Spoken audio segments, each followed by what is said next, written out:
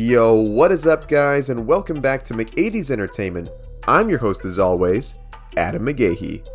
Just wanted to give a huge thanks again to all of you helping send this channel to the moon and beyond. We have broken 5,700 subscribers, and I honestly can't believe it. This channel has come so far in the past year, and it's all thanks to your positive comments and support. You all are the true heroes. We continue today in our series of videos breaking down the stinky, slimy, and rotted corpses of everyone's favorite undead superheroes, the Marvel Zombies. In our last video, we covered the full gory story of the artery-munching archer himself, Zombie Hawkeye. I will have that video linked in the title card and in the description below. In today's very special episode, we'll be going over the very long, hilarious, and overall bizarre journey of the cannibal merc with a mouth himself, Zombie Deadpool. Yes, even everyone's favorite crimson-clad gabbing assassin did become a flesh-eating zombie along with the other Marvel heroes after a mysterious plague completely ravaged their world. Unlike some of the other heroes that we have covered so far, Deadpool sadly did not appear in the Zombies episode of What If, most likely due to Marvel not officially unveiling X-Men characters in the MCU. They honestly should though. I've seen several articles online saying that Deadpool should take over for Stan Lee by having little cameos in every movie. I'm absolutely here for that. However, even though our favorite scarred mercenary in a Ryan Reynolds suit did not appear in the episode, it still leaves plenty of room for him to make an appearance in the full animated Marvel Zombies series coming to Disney+. That would be awesome. We just need more Deadpool content in general. I don't care what it is. It could be books, soaps, romance novels, you name it. Coming back to his comic variant, Zombie Deadpool has a huge and crazy role to play in the Marvel Zombies storyline. It spans several years and dimensions, so grab your chimichangas, sit back, relax, and enjoy the full gory story of Zombie Deadpool. Who is he? Zombie Deadpool, like most of the heroes of this dimension, was infected by a multiversal virus that transformed them into intelligent blood-hungry cannibals. He made his first appearance in the pages of Marvel Zombies issue 3 back in 2006. He comes from Earth 2149, but his origins prior to the outbreak were very similar to his main universe counterpart from Earth 616. Of course, all the chimichanga eating fun came to an end when a zombified version of the Sentry, who is basically Marvel's Superman, was teleported to this world. He then proceeded to tear through this Earth's heroes, infecting them all with the virus. The converted hungry heroes then proceeded to pick the Earth clean, devouring nearly every terrified human they could get their grubby zombie hands on. They even tried to access an alternate dimension using a portal device made by Reed Richards and Tony Stark, but thankfully the former X-Men villain turned GOAT hero Magneto risked his life and blew up the machine, locking the Horde in this dimension to starve. The mutant then put up a noble fight against the hungry heroes, but was quickly overpowered and devoured. After this fast food stop, the zombie supers then kicked back, a little depressed they had just scarfed down their last tasty fleshy snack. As they sat depressed, thinking they would starve faster than Patrick who ate all his candy bars, they then see that their zombie prayers may have just been answered when they see the chrome-covered herald himself, the Silver Surfer, arrive to the planet. The spotless shiny man arrived to the Earth to analyze it to see if it was nourishment enough for his master Galactus to consume. Upon seeing that it was just nutrient-dense enough, the Surfer flashed a blinding light in the sky and announced to the Horde that their end had come. Our zombie heroes, however, ignored the Surfer's apocalyptic prophecy and attacked. Come on guys, he was just doing his job. Cut him some slack. I'm sure he's got a little silver wife and kids at home. He's got little silver mouths to feed. Not about to be turned into a can of zombie chow just yet, the Surfer proved how much of a Chad he was by blasting the supers with waves of his cosmic energy. As he laid waste to the surprised Avengers, Zombie Thor came in and made his presence known by thundering down upon the Silver Boy, knocking him off his iconic board. Falling to the ground below, the Surfer did not skip a beat and simply reloaded and continued blasting. Frank Reynolds from Always Sunny would be so proud. as he continued the onslaught in the city streets, we finally get our very first and only glimpse of Zombie Deadpool in the original Marvel Zombie storyline.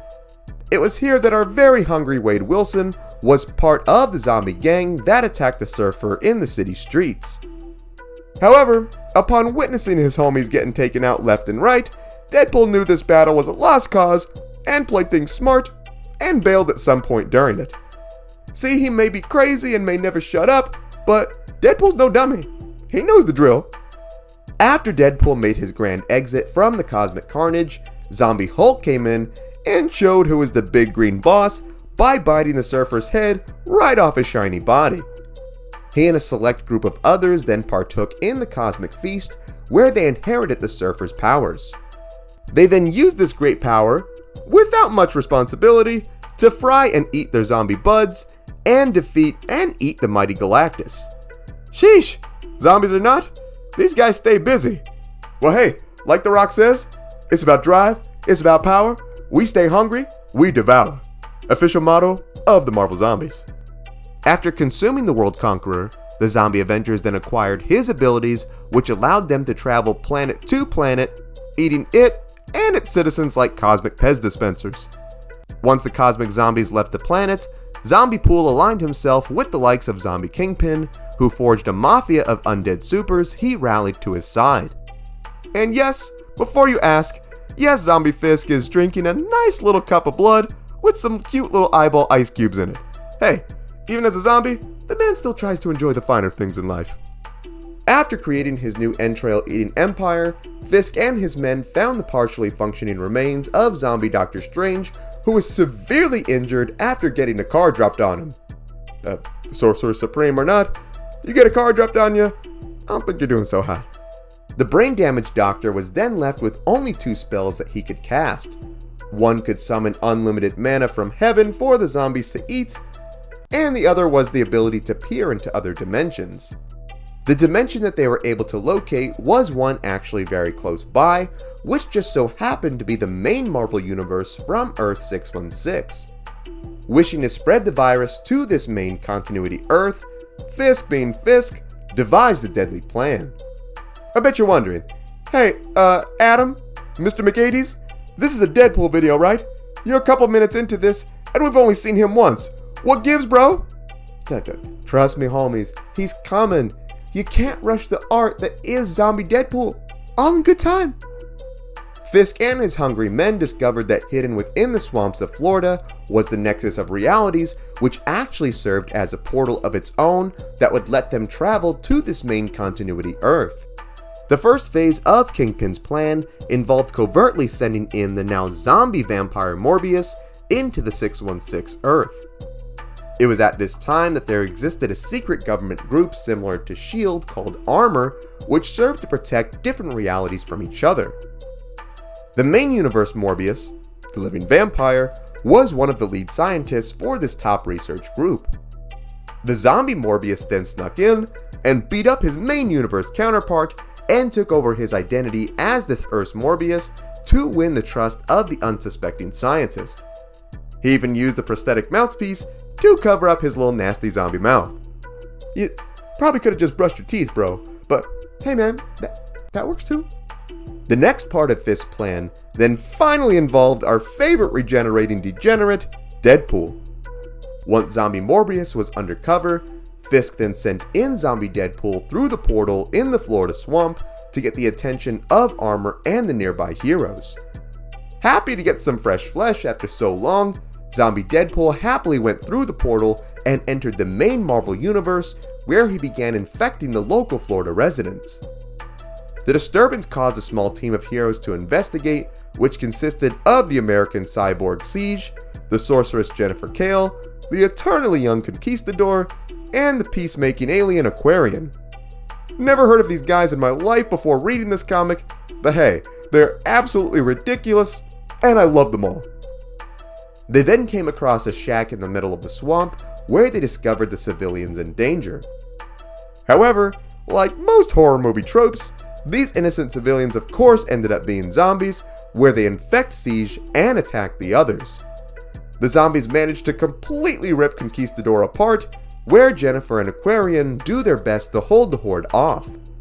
Upon seeing this group of heroes had a mage, Zombie Deadpool emerges from the shadows to assist his zombie bros, where we get our first good look at him. And man, he makes Undeath look so good. See guys, told you it was worth it. He then attacks Jennifer Kale, interrupting her spell, and even bites into Aquarian, declaring that he tasted like October 1973. Not sure what October 1973 tastes like, but hey, it's probably groovy. He holds on to the wounded hippie hero as they do battle in the air above. Aquarian manages to project a force field around himself, knocking the mercenary off of him. He then proceeds to blast Deadpool right in the stomach, but then Deadpool just mocks him, saying that such an attack was nothing, even without its healing factor. However, this was a quick thinking plan by Aquarian, who used the blast to knock Deadpool into a nearby skiff, where Jennifer Kale then turned on the boat's fan, blending our poor Deadpool boy into fine bloody chunks all over the swamp. Smoothie anyone? Aquarian, feeling the infection taking over, enters a magic cocoon to purify the plague from his body. Just then, Jennifer, still covered in Deadpool guts, is then attacked by Zombie Siege, who plan to turn the poor girl into a nice sorceress snack. He chases her into the nearby cabin, but just before he could take a nibble, his machine half activates and detects the virus within the organic parts of his body and decides to eliminate it by completely blowing the cyborg's head clean off. Exploding Terminator zombie heads? Man, Marvel Zombies really has everything, doesn't it? While it may have seemed poor Deadpool met his ninja blended demise before getting a bite, he managed to stay ahead of his haters, and his literal head survived the attack. The zombie noggin was then picked up by Armor, where it was then placed in containment, where he constantly bugged the troops, saying that his foot was itchy. Man, I've heard of phantom pain, but phantom itchiness? That sounds awful. Since this Deadpool head was now in custody of the main Marvel Universe, the Armor team knew that this dimension was in danger of becoming infected. They immediately wanted to take action to prevent their universe from suffering the same fate of the Marvel Zombieverse. The undercover zombie Morbius then proposed sending an agent to the Zombieverse in order to get a blood sample from a human of that Earth so he could create a vaccine for this dimension where they would inoculate the world's heroes.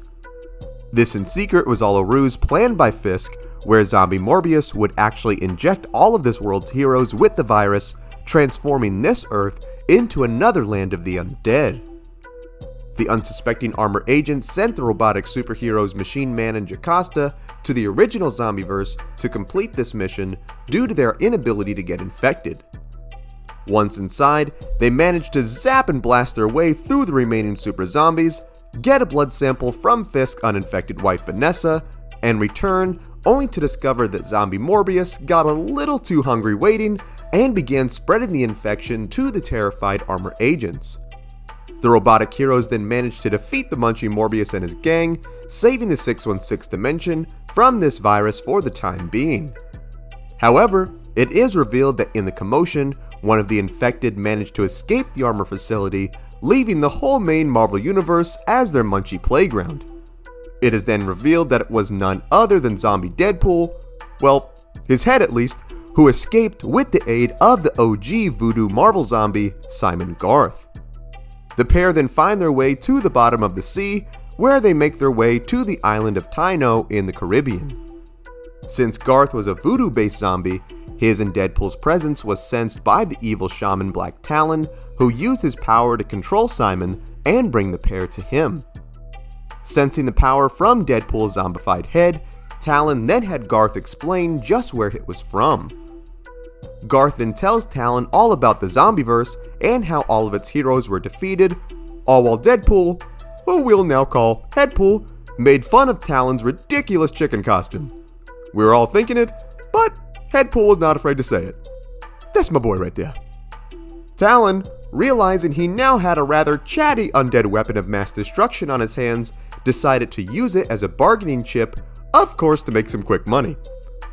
He had been using his voodoo powers to control a militia of zombies, which controlled his major cocaine operation.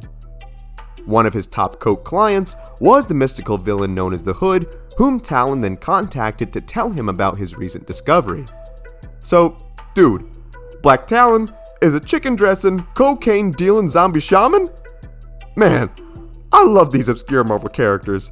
He sounds like a character straight out of Doom Patrol, and I love that. How could you not love Doom Patrol? Talon then proposes selling Deadpool to Hood for the nice low price of $100 million. The Hood then uses his resources to collect files from Armor Headquarters, which confirms everything Talon said about the Head and the Zombieverse was all true. Unbeknownst to Talon, Hood was actually a human vessel for the Dark Lord Dormammu. Dormammu knew the danger that such a virus would bring to this world, so he had Hood pay the ransom so they could keep Deadpool out of the hands as unstable as someone as Black Talon. Talon and his men then waited for Hood's arrival, while they put Deadpool in a cute little birdcage as he sang songs to them. Man, I want a little Deadpool head to sing songs to me. Well, luckily you can, by ordering the Marvel Legends Deadpool Talking Head, now for $99.99. Cash, credit card, and chimichangas are accepted forms of payment. Hood then shows up with his posse as they go to make the deal, but are soon interrupted by main universe Morbius, who track Deadpool down, along with Jennifer Kale and the Midnight Suns. While the Mystic monsters battle each other, Deadpool manages to trick and bite one of Talon's men, where he and Simon escape. Before this battle, the main universe Morbius had created a vaccine that would expose the zombie virus to oxygen, causing the host to explode. Pretty sweet, I know. However, after blasting so many undead with the vaccine, it caused the virus to evolve into an airborne strain that would infect anyone it touched. Okay, that's not sweet. Midnight Sun member Hellstorm then summoned the legit fires of hell to keep the zombie cloud at bay so the heroes could escape. Completely perplexed with the airborne virus threatening their dimension, the heroes debated on what to do. Jennifer Kale then used her magic, mixed with the mud of the Florida swamp, to summon the Man-Thing, who is immune against the virus cloud. Man, Marvel really does have a thing for Florida swamps during these comics. I mean, hey, those things could be magic portals to hellish dimensions for all we know. No way I'm going in there to see though. Those big gators, they could keep their big hell portals. We then cut back to Simon and Deadpool, who made their way to a nearby village. As the terrified citizens look on at the scary and smelly sight, the airborne virus cloud approaches and begins to rain infected zombie blood, which melts the villagers' flesh, turning them into violent infected undead. Jennifer Kale then uses her magic to control Man-Thing, whom she pilots through the Crimson Rain to confront Simon and Deadpool. The rain from the cloud then mutates the pair, causing them to fuse, turning them into a bizarre Left 4 Dead looking creature. The pair then have a full-on monster-on-monster fight in the blood-red rain. Man, how do people even think of stuff like this? A monster swamp man fighting a zombie head fused with a voodoo zombie in the middle of a zombie rainstorm? This is classic stuff, boys! However, as hard as he fought the poisonous precipitation, the rain weakens the Man-Thing, where he is ripped apart by the Deadpool Simon creature. Knowing they did not have many other options left, a frustrated Jennifer Kale then takes a last resort, where she then summons Dormammu and allows him to possess her so they could use his power to defeat the virus. With her newfound hellish power, Jennifer then enters the zombie cloud, where she discovers that there has actually been a living presence controlling it. Much to her surprise, this all-powerful presence was none other than Deadpool himself, who actually had a cute little ghost body in this form and was able to scratch his itchy foot that he just could not reach when he was ahead. A confused Jennifer then remembers Deadpool being the one who attacked her and brought the infection to this world. She then attacks him and defeats the cloud, causing it to dissipate. Man, only Deadpool would be capable of such a journey.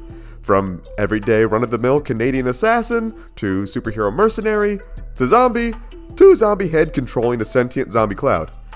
Can't wait for Ryan Reynolds to include all this in his autobiography. It's gonna be great. They know that they'll keep being hunted since they are virus carriers, so Simon makes the hard decision and kills Deadpool and turns himself in to the heroes to be brought back into custody. Oh man, I kinda feel bad for Simon. He and Deadpool may have almost just ended the world, but they made such a beautiful friendship, and he was forced to kill the only person that he ever cared about. Nah, just kidding. Simon is a true homie to his pal, and put Deadpool in a boat that he let drift off the sea, all while he sang songs into the sunset. Ah, true love. That's how homies should be. Just as we thought the story was ending, it was just beginning. Hope you refueled on snacks, had your bathroom break, because, well, here we go. We then run into our lovable main universe Deadpool, who was offered $2 million by the shady villainous group AIM to retrieve a special package from the Savage Land. Getting money and asking questions later, Deadpool agreed and was launched in a pod from space and blasted to the land below. He is then approached by the mighty Khazar, who upon seeing Deadpool's fashionable and sexy costume, shows him that the island natives had actually constructed a giant statue of him in the middle of the Savage Land. Honored into thinking he had a fan club, Deadpool went in to greet his groupies, where he then runs into the sultry Dr. Betty Swanson, who is also assigned by AIM to help Deadpool claim the designated package. Immediately falling in love with the beautiful scientist, Deadpool tried his best to use his suave flirting skills with the woman, only for her to be disgusted and annoyed at her forced co-worker for the time being. Girl, I don't know what you're talking about. This man is beautiful. Upon making contact with the natives, Deadpool's supposed fans then attack and overwhelm the pair, where they proceed to kidnap them. Once they awake, Deadpool and Betty are then taken to the group's leader, who was also their target. This ended up being none other than Deadpool, who had found his way to the Savage Land after crashing here in his little sailboat. He was then picked up by the natives and worshipped as a god. Pretty sweet gig if you ask me. Deadpool then noticed the healthy muscular body that our world's Deadpool had and thought it would look much better on him. I mean, hey, the guy has been ahead for a very long time now. He's due for some legs. Deadpool's zombie caveman goons then go in to slice off our hero's noggin, only for them to miss and cut off Deadpool's arm, which he uses to escape and smack them all around with. He then grabs Deadpool, where he escapes with Dr. Betty. Upon their escape, the trio then run into a ravenous group of raptors, I mean, of course they would, who they manage to defeat. After their run-in with Jurassic Park, they are then intercepted by Hydra soldiers who are also in pursuit of Deadpool. Everyone after the poor little guy. It's like the more bloody and less cute version of the Mandalorian. Oh, who are we kidding? Deadpool, he's adorable. Deadpool then safely rolls into some nearby bushes as Deadpool is interrogated by and does battle with the Hydra soldiers. However, the troops quickly open fire on our hero, temporarily taking him out of action. You know, at least until his healing factor kicks in. The squad commander then finds the head, excited and intrigued, but just before he could bring it back to base, our boy Khazar leads a giant T-Rex onto the battlefield to chase these intruders out of his homeland. As the dino munches through the Hydra troops like green-wrapped candy, the battle heats up even more as Deadpool's native groupie warriors then also swarm the battle to retrieve their bodiless king. See, you just don't see loyalty like that anymore. Deadpool then gets his hands on a minigun and sprays through the soldiers as he and them play a nice little game of Deadpool football. Our boy Wade Wilson manages to secure the cranium and makes a touchdown where he and Dr. Betty escape. Just as they thought they were safe, they quickly panicked as they were chased by a zombified T-Rex that Deadpool had bit sometime during the battle. I don't even have words for this. I think the 5-year-olds in us all can absolutely agree that zombie T-Rexes just may in fact be the coolest thing ever. The AIM scientist, patiently waiting for Deadpool to finish his mission in the skies above, believe that things may have gotten out of hand and decide to play things safe and keep the virus contained by using their satellite to blast into the Savage Land below. The blast just so conveniently manages to directly hit the zombie dino, giving our heroes time to escape. They then find a Hydra ship where Deadpool knocks out the pilot and takes a sandwich and glass of milk, where they then blast into the skies above. Dr. Betty and Deadpool then get the head safely back to the much surprised AIM scientist, who who were shocked to see that the mercenary was successful in his mission. The group then takes Deadpool in to be studied, while Deadpool freshens up, ready to claim his reward. However, still being a man of morals, the voices in Deadpool's head then tell him that leaving something as dangerous as Deadpool in the hands of these shady scientists was much too dangerous for their world. He then has a change of heart and goes to save his stinky alternate self, only to get intercepted once again by Hydra troops who broke into the AIM ship, not ready to give up their prized possession. Deadpool, however, uses this well-constructed distraction to grab the head, Dr. Betty, and an AIM pilot named Bill, who he forces to pilot an escape ship. They then blow up the remaining Hydra agents and escape back to Earth. Deadpool has the ship take them back to the Florida swamp so they can return the head back to the Marvel Zombieverse and keep this dimension safe from the hands of the virus forever. As the trio trudge through the murky swamp waters, they are then jump scared by this dimension's Man-Thing, who is out to protect the multiverse portal. They manage to get away from the creature, only to be met once again by more Hydra soldiers. Geez, how many of these guys are there? However, after the commander's boring villainous monologue, Deadpool quickly cuts off his head and feeds it to Deadpool for some lunch. The portal then opens up, revealing the gateway to the Zombieverse. Deadpool opts to go in alone and grabs his little buddy and heads through, promising to get him home and get him a new body. However, the portal, having somewhat of a mind of its own, throws the pair into a weird, almost 90s CGI world where another Captain America-esque Deadpool was the leader of the United States of North America. Look at his little vest and helmet! This world sounds awesome! Not being as fun as our Earth's Deadpool, this one captures Deadpool and the head where they interrogate the two. Not ready to give up, Deadpool breaks his containment where this world's version reveals his handsome, muscular stature, and the two do battle. While the pair were both a good match, our Deadpool proved victorious after playing dead and getting in a cheap shot. He then disguises himself as this alternate Deadpool, grabs the head and escapes through the portal once again, only to get tossed into yet another dimension where Captain America, here called General America, was at war with anti-American rebels. Deadpool and Deadpool then look on and see that one of the rebel warriors was none other than an extra curvy female version of them. Thick Deadpool, anyone? Instantly falling in love with the hot lady version of himself faster than Loki did in the Loki show, Deadpool joins Ladypool and fights against General America. Once they get an opening, Deadpool then whips Deadpool at Cap, who proceeds to bite his arm, all while Cap swears at his disbelief at the situation. Man, Steve, Tony Stark would not approve of the language you're using here. They then gang up and beat the snot out of Cap and even cut off his arm before the infection could spread. The Deadpools, getting all hot and bothered after their victory, then proceed to make out, declare it was weird, and never do it again.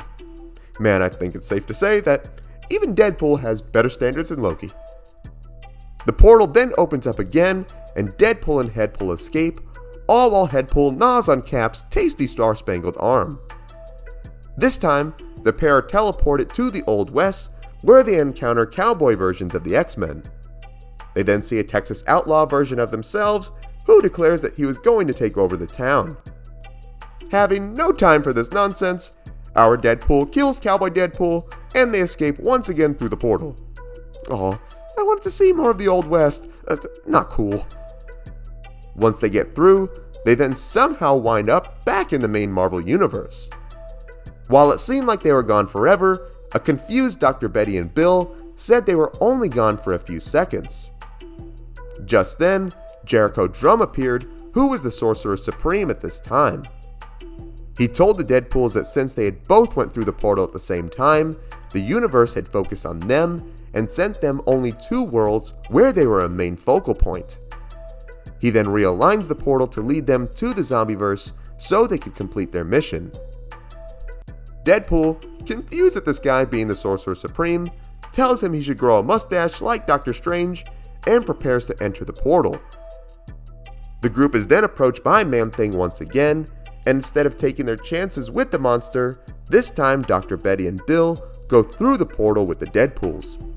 Man, either choosing to go to a world filled with zombie superheroes or staying with the big green swamp monster? Honestly, I think I'm picking the swamp monster, folks. Upon entering the Zombieverse, Deadpool was glad to be back in his sweet apocalyptic home. Seconds later, however, the heroes are then immediately jumped by Zombie Tigra, Moon Knight, and Shamrock, who are very excited to see some fresh food after so long. While the trio may have seemed doomed, Deadpool, Bill, and Betty managed to defeat the zombie heroes, all thanks to their guns, wit, and nice convenient plot armor. Don't leave home without it. Sensing the fresh meat, more of the remaining zombie heroes and villains then start sprinting toward Deadpool's direction. He and his buddies manage to get away, where they are then met by a group of survivors led by Professor Veronica Chase. Veronica then takes them to the survivor hideout, where Deadpool and Deadpool then spend the next several weeks just chilling, eating snacks, and playing PlayStation. See, that's how you do a zombie apocalypse, folks. However, while things were fun for a while, Deadpool, wanting to flex his mercenary guns, met up with Veronica and Betty to see if they needed any help. Veronica, having a big crush on Deadpool, told him that she was close to finding a cure for the virus, but needed a live zombie specimen to see if things worked. Deadpool, being full of great ideas, then strapped Deadpool atop of his body and then encountered a group of nearby zombies. Deadpool then makes up a lie on the fly how he was able to survive the events after Galactus and that there was no more food left. Just as he leaves, he singles out one of the weakest of the group, the former X-Men Cypher, and whispers to him, telling him that he knew where he could find fresh meat. A few minutes later, the giddy zombie boy then meets Deadpool on Deadpool, all excited to get some tasty snacks. This ended up, of course, being a trap by Deadpool and the survivors as they bag the dumb undead X-Man and bring him into custody.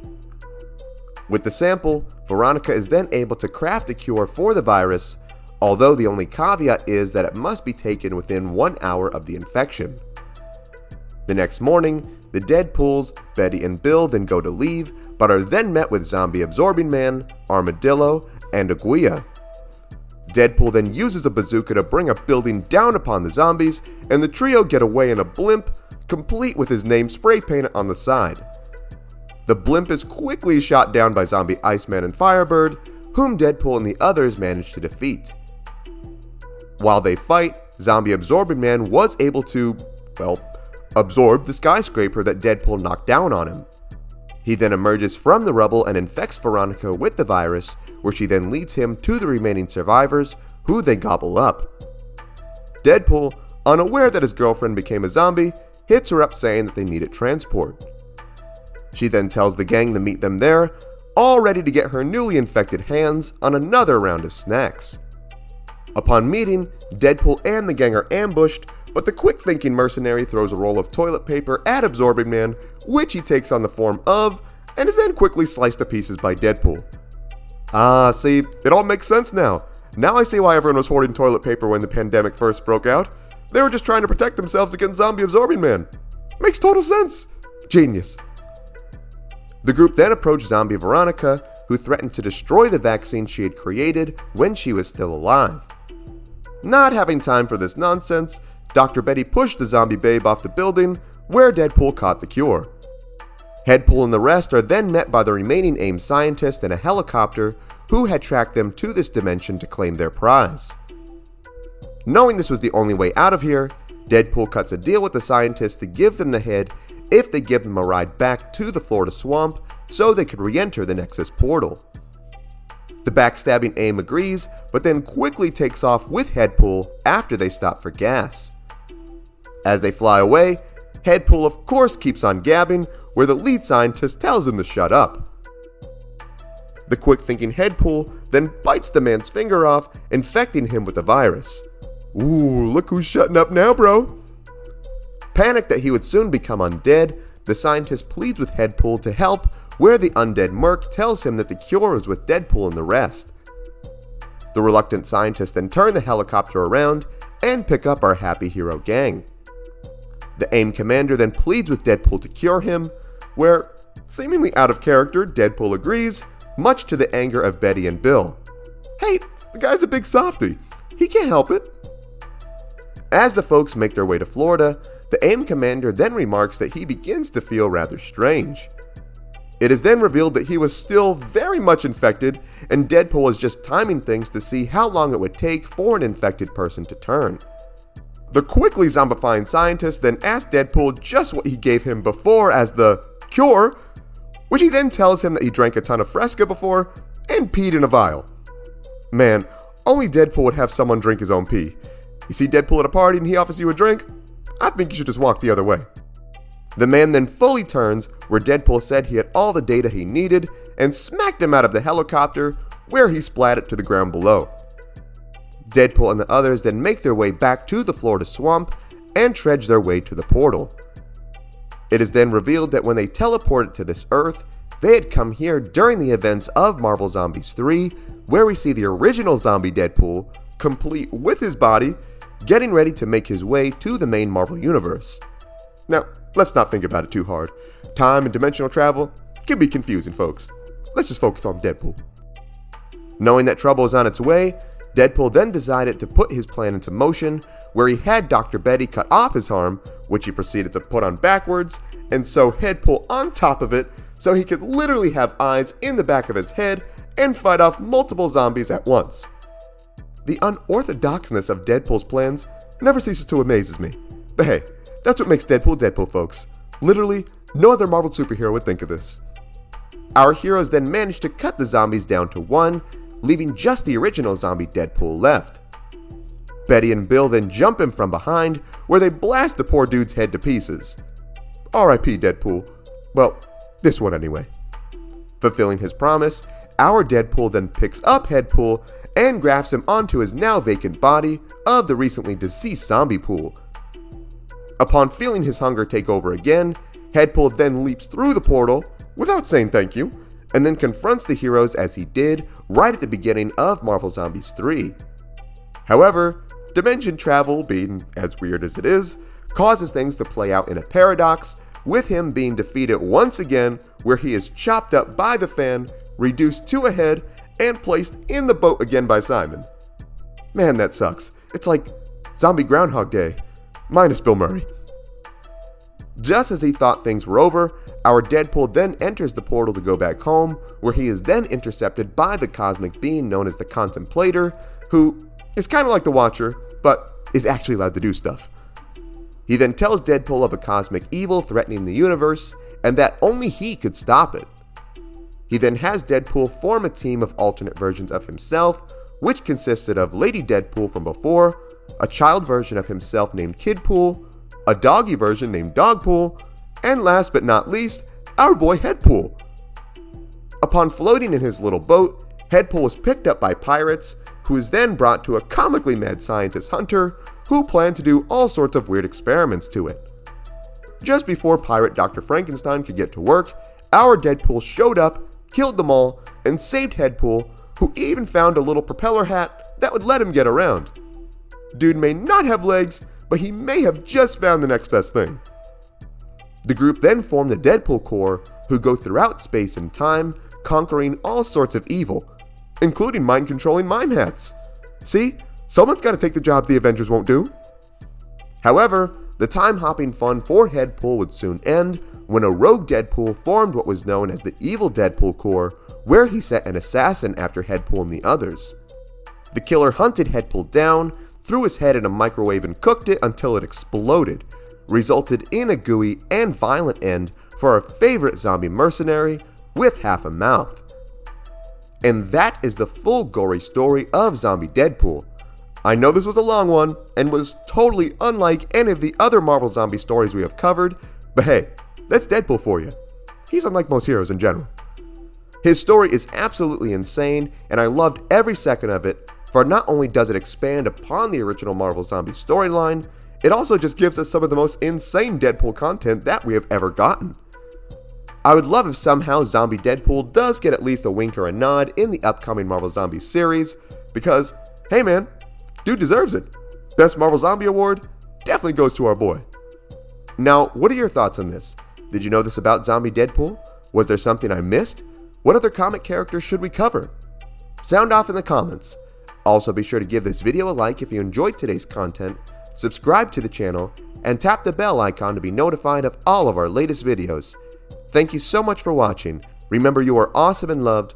God bless, and I will see you in the next one.